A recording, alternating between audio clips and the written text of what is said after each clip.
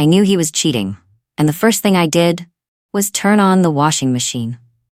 Sounds ridiculous, right? But once you hear the whole story, you'll understand why. That day, I was sitting down reviewing the internal balance sheet for our March project when a new transaction alert popped up in the corner of my screen. It was from the email I used to track all our household spending, a habit I picked up back when I was a financial assistant before I moved into management accounting. I clicked it without thinking until I saw the note. Diamond pendant, forever my angel, from A. I stared at the screen, the name of the jewelry store, the invoice number, the shipping address, and the message, clearly not meant for me. Adam had never called me Angel. In fact, in 8 years of marriage, I don't think he's ever used a nickname sweeter than just Babe. And gifts? Aside from a bookstore gift card last year, the closest thing to jewelry was a birthday bracelet from 3 years ago. Adam's the kind of man who keeps up a polished front. 38, customer service manager for a retail chain, soft-spoken, good listener, always organized. He acts so proper, sometimes I can't tell if that's who he really is or just part of the job. I got up, went downstairs, emptied a fresh load of laundry from the basket, and hit the start button on the washing machine. Not to wash, but just to drown out the noise inside my head. I didn't cry. I didn't feel like screaming or smashing things either. It felt more like spotting an error in an end-of-month report. No one outright lied, but you know something doesn't add up, and you know to stay quiet and keep watching. I pulled the transaction back up and cross-checked it with the budget sheet. Secondary card. Yep, it was Adam's. The charge went through 3 days ago, shipped to an address I didn't recognize. I copied the order number, tracked it down to a neighborhood, nearly 12 miles from our house, nowhere near his office. There was no logical reason. I didn't say a word to Adam that day. When he got home, I was cleaning the kitchen. He set the grocery bag on the counter, walked up behind me and kissed the top of my head. Long day. You okay? I turned around, smiled. I'm good. You? Everything went on like every other night. We had dinner, talked with our kid, cleaned up, watched the news. I kept the routine as if I hadn't just seen something that crushed my chest a few hours earlier. I didn't need to check his phone. I didn't need to ask, who is she? I didn't need to explode in jealousy. I didn't want to catch him. I wanted him to feel the loss on his own. And the first thing I took back was my natural warmth. I was still there. Still smiling, still cooking. But I knew something in me had snapped. No sound, but no fixing it either. I wasn't the same wife anymore. And to this day, he still doesn't know when it all started. That night, I grabbed a light blanket, a small pillow, and a few books, then moved into the spare room. Adam looked at me, a little surprised, but didn't say no. I told him I needed to sleep alone for a few nights to breathe easier. Work had been stressing me out, and I hadn't been sleeping well. He nodded, even said, "Get some rest. Let me know if you need anything." I didn't say anything else. I didn't think I needed to. From that night on, I never shared a bed with him again. We still had breakfast, still took our kid to school, still did everything like a picture-perfect family. But between me and Adam, silence started to take shape. Not the sulking kind, the kind that comes from someone who's already stepped out of the game, while the other person still thinks it's being played. I didn't hug him when he got home. No more quick kisses on the cheek, no more leaning on his shoulder during movies. Those things faded like they were never there, and the strange part is, Adam didn't ask. Or at least he tried not to. Maybe he thought I was really just tired, or maybe he believed he was still hiding everything well enough for me not to suspect a thing. The distance didn't come like an explosion. It spread like cold water seeping into a warm room, a little more each day. Every gesture left a gap, every word added space. I still did the dishes after dinner. Still folded the laundry, still checked in on our kid. But I no longer gave Adam even the smallest part of my touch. And maybe that was the first change he felt, but couldn't name. One time, while I was folding laundry, Adam walked over and placed his hand on my back like he always did. A light, familiar touch, almost a habit, his way of saying, "I'm here." I turned my head. I didn't push his hand away, but my eyes gave him nothing. I just said, in a normal voice, "Don't, my back's sore." He pulled away, hesitated for a second, then smiled. "Right, I forgot, you've been stressed lately." I wasn't cold. I just pulled my body back like a hand from a flame. I no longer felt comfort in his touch. Not his hand, not his shoulder, not even his eyes. Every bit of contact between us felt like part of a performance I didn't want to be in anymore. I didn't pull away in any dramatic way, but I gave him no chance to think things were still normal. I answered when spoken to, kept up conversations, even smiled when it fit. But not once did I let him get closer. Not even a little. Adam started to show signs of unease, but it was the vague kind. He tried asking gently, "You okay? Did I do something wrong?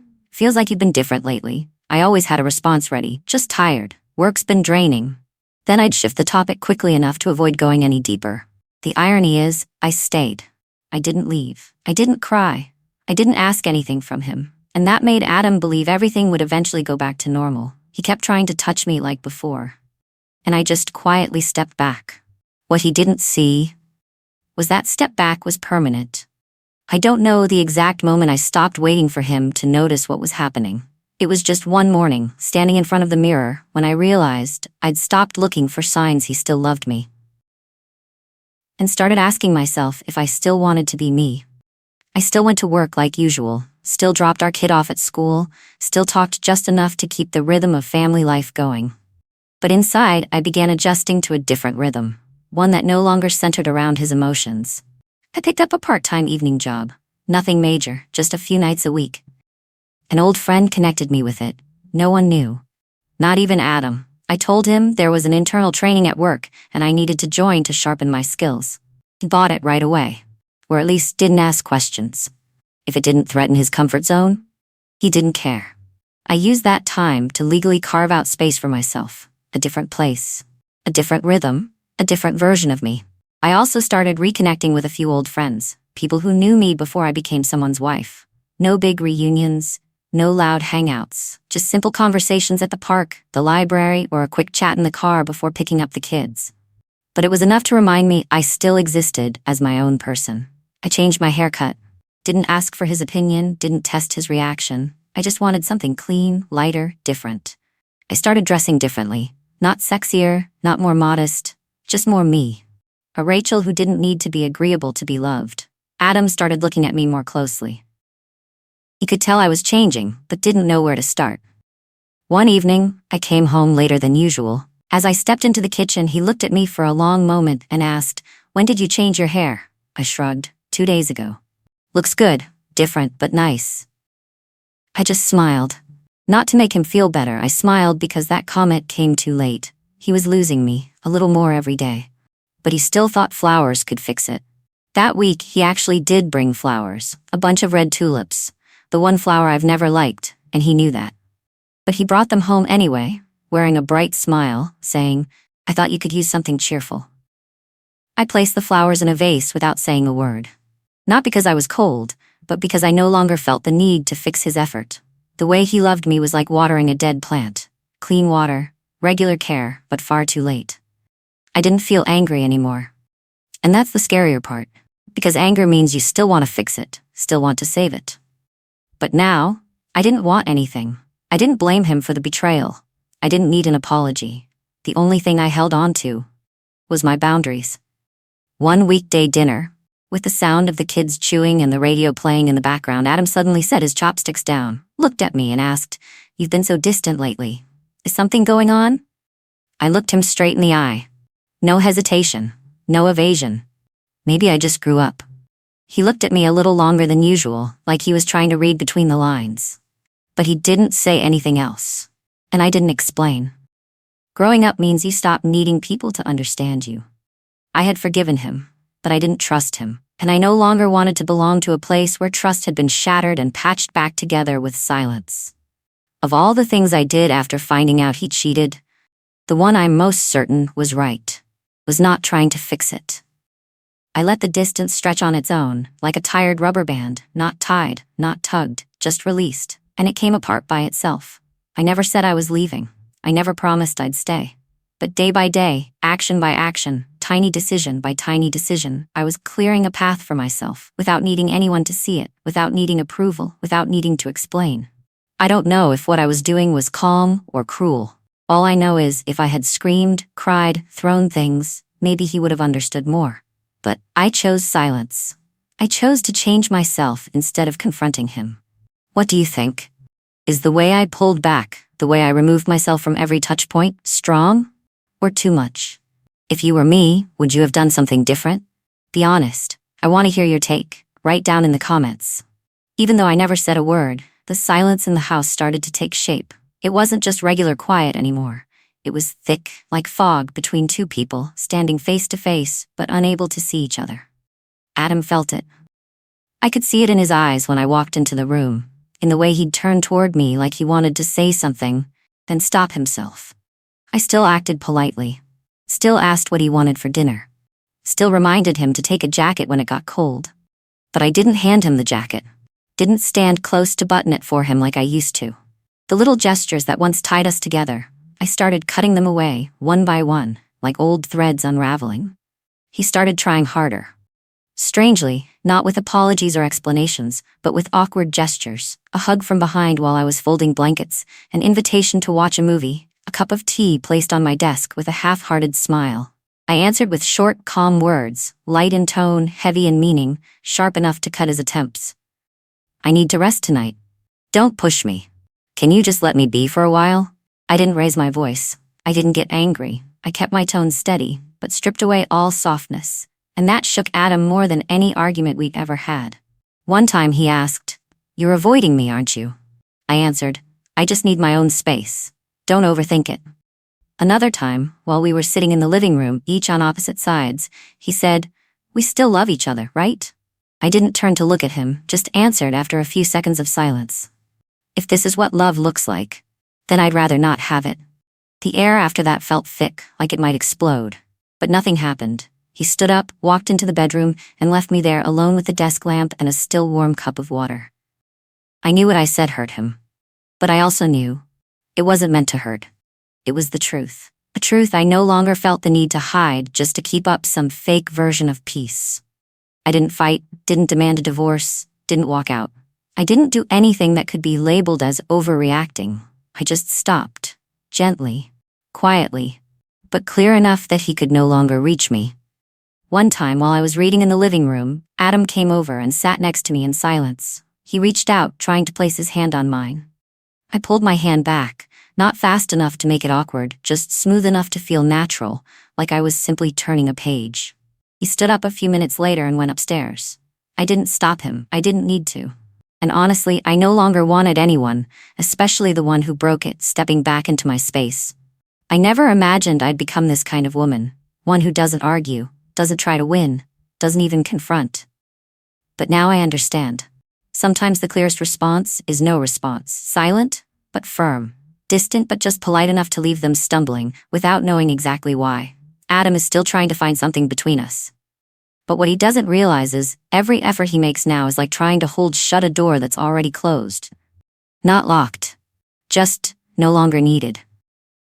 I didn't walk away. I didn't fight. I simply pulled back. Gently. Just enough so he couldn't reach anymore. That morning started like any other. I got up early, made breakfast for our kid, brewed coffee for Adam, checked my work emails.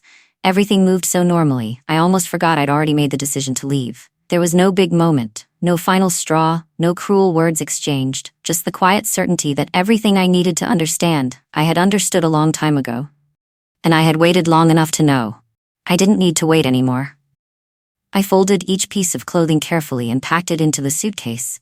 Picked out a few books, some old photos, a few small things I still felt connected to. I didn't take everything, just what felt like mine. Not by law, but by feeling. I wasn't leaving to win. I just wanted to leave as someone calm enough to know when to stop. Adam wasn't home. He had taken our child out for the weekend, one of those plans he'd been initiating lately. Maybe he thought doing more right things would bring me closer. But the only thing getting closer was the clear distance between two people who used to share everything, and now don't even touch. I didn't leave a long explanation. No letter, no text, no anger, no blame. Just a few lines written on a small note and placed on the shelf near the front door, right where Adam always leaves his car keys every morning. I knew from the beginning, but I waited to see if he would ever know. Now I don't need to wait anymore. I locked the door from the outside, left the key in the apartment mailbox, just like I'd arranged with a friend who'll help me collect a few things later. I didn't look back. I didn't need to. That afternoon, I moved into a small apartment on the edge of town. Not spacious, not new, but quiet. The window opens to a row of trees. I hung up pale gray curtains, the color I like but never got to hang in the old house because Adam said it looked lifeless. I started over, not with fierce determination, just with a quiet kind of steadiness. Choosing my own bedtime, cooking food the way I like it, deciding for myself whether to read or go for a walk after work. I made a few phone calls to family, told them I was okay, and I really was. There was no overwhelming joy in leaving that marriage, but there was no pain left behind either. The deepest hurt had already happened while I was still living with him.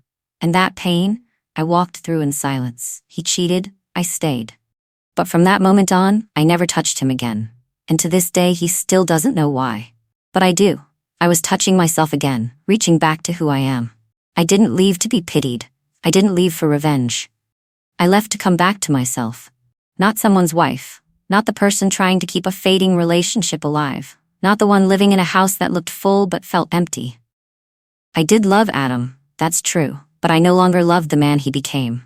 And what hurt more was knowing it was his lack of courage that finally made me stop. I think I forgave him a long time ago. Not to forget, but so I wouldn't have to carry it anymore. And once there was nothing left to hold on to, I simply walked out. I never expected him to understand. All I hoped was that he'd realize, some losses don't come from anger.